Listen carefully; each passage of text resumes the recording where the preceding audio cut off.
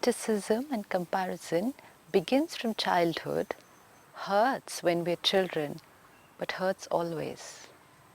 At any age, criticism and comparison is not comfortable for anybody. And the illusion is that the one who's being criticized is going through the pain. This is fine, but the one who is criticizing is also in pain. How? Because the energy that is getting created is not comfortable.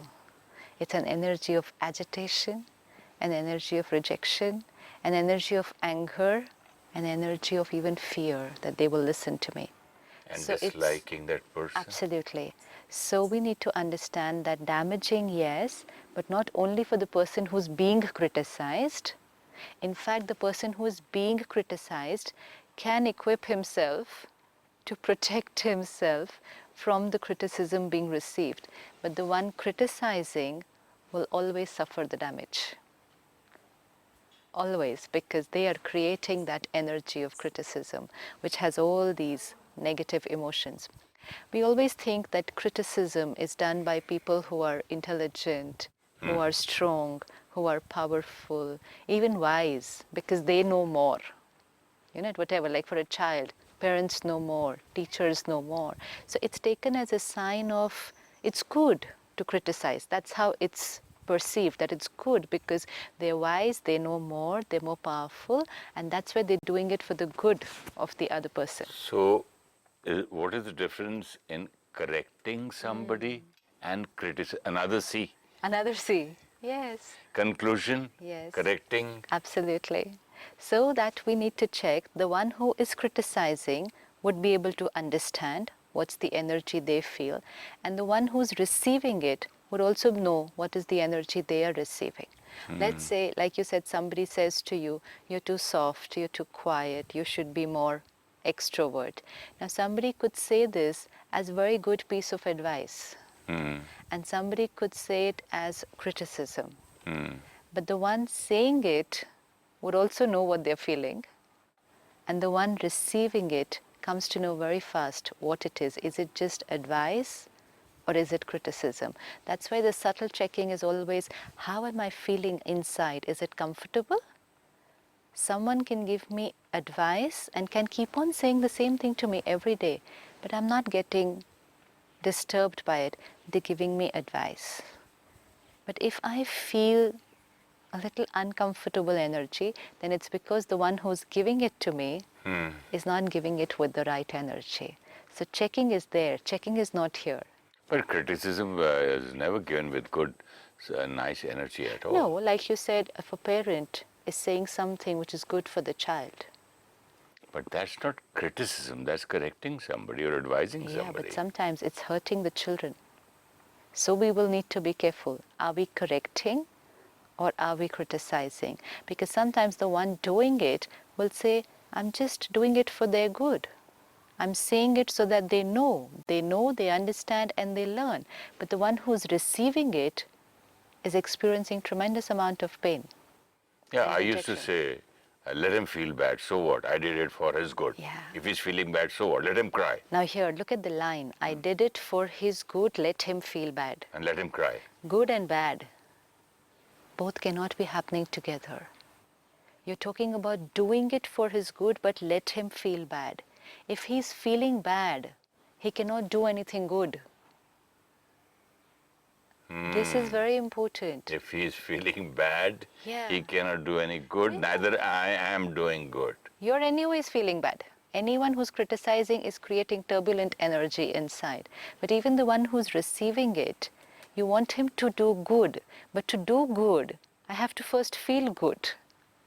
And if I'm feeling hurt, whatever I try, things might work out fine, but you can't call it a good result because it was not done with a good seed, with a good intention, with a good feeling. So let's shift our focus from the doing part to how is the other person feeling about what I'm saying to them. Focus changes. But sister, somebody can feel just, even if you tell him the soft word, then what about that?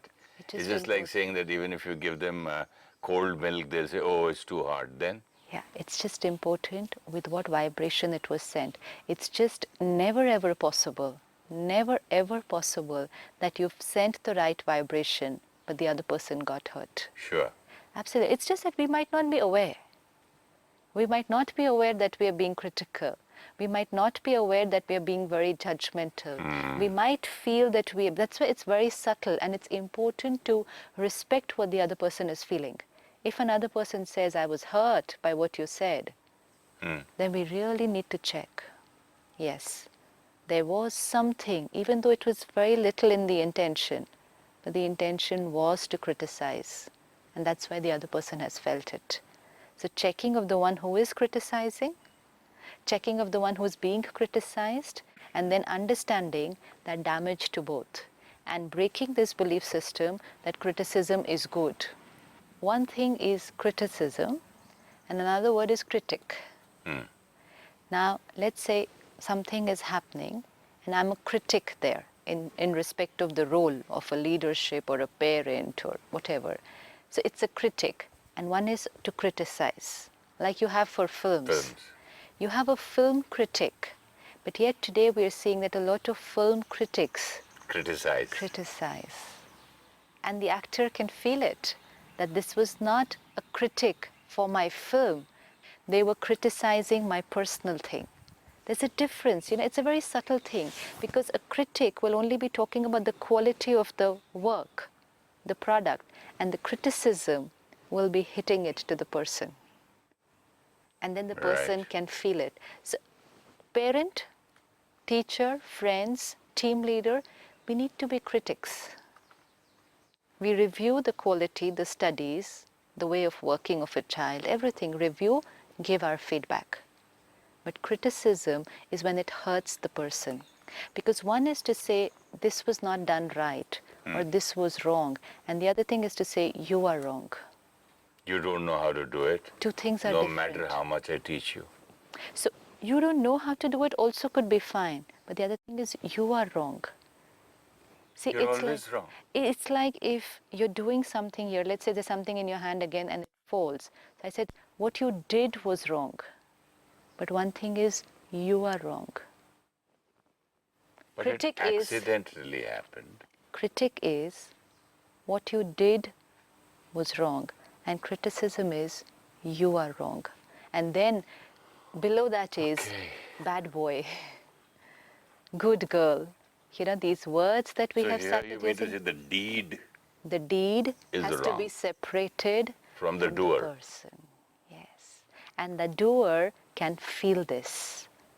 So we have to be very, very careful while we are giving the feedback, whether it's a good feedback or sometimes not a very good feedback.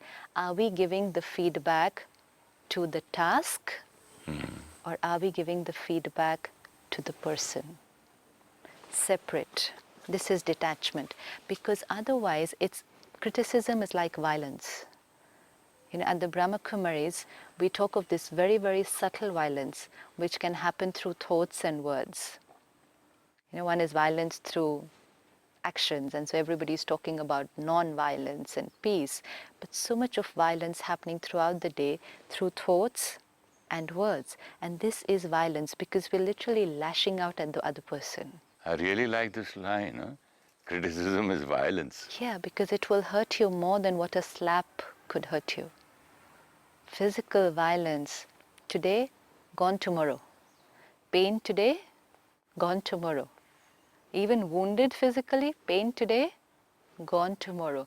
Healed completely, forgotten day after. But criticism, wound, very deep, and just seems to getting deeper and deeper and deeper, and then very difficult to forgive and almost impossible to forget, because the scars are so very deep. So we need to be very careful that are we negatively reacting towards the person, or are we proactively working towards creating a right environment, the right task, the right way of working. And that's why it's very important to appreciate the person and then give the feedback on the task. Give an example on this.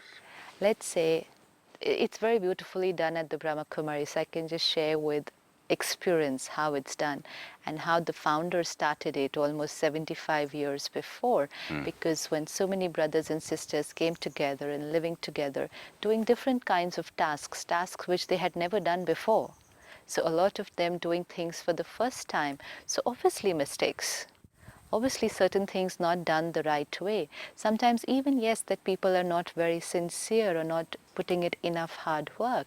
But then what the founder used to do was first appreciate them for the qualities that they have, Yeah. for the other tasks which they do very well. So by the time what you do is you're preparing the person, and the person's self-respect is enhanced, the person has the power now to execute the next line which we're going to tell them. Okay. So first you prepare them, Yeah. give them a lot of power. Yes. and Love, Love. right? And build up the self-confidence. So basically they're ready now. Otherwise, if I get hurt when I receive that feedback, I'm not ready to execute it because I don't have any power left to execute it.